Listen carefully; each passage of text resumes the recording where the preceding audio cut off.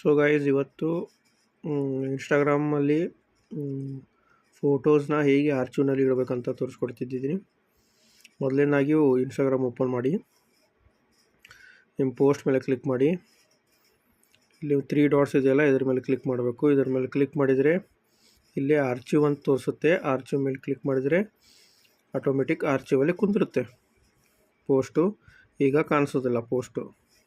ನಿಮಗೆ ಹೊಳ್ಳಿ ಅದು ಪೋಸ್ಟ್ ಮಾಡಬೇಕಂದ್ರೆ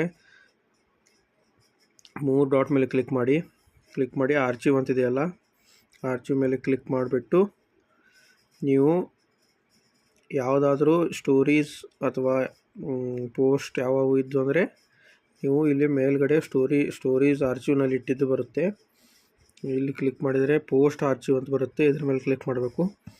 ಇದು ನಿಮ್ಮ ಪೋಸ್ಟ್ ಯಾವುದು ಆರ್ಚಿವ್ ಮಾಡಿದ್ರಲ್ಲ ಅದು ಬರುತ್ತೆ. ಅದು ಹೊಳ್ಳಿ ನೀವು ಪೋಸ್ಟ್ ಮಾಡಬೇಕು ಅಂದರೆ ಇಲ್ಲಿ ಹೋಗಿ ಶೋ ಆನ್ ಪ್ರೊಫೈಲ್ ಅಂತ ಕ್ಲಿಕ್ ಮಾಡಬೇಕು.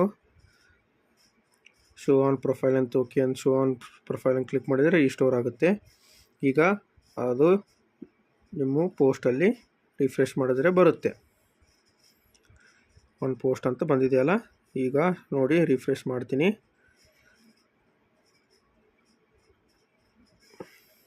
ಬರುತ್ತೆ.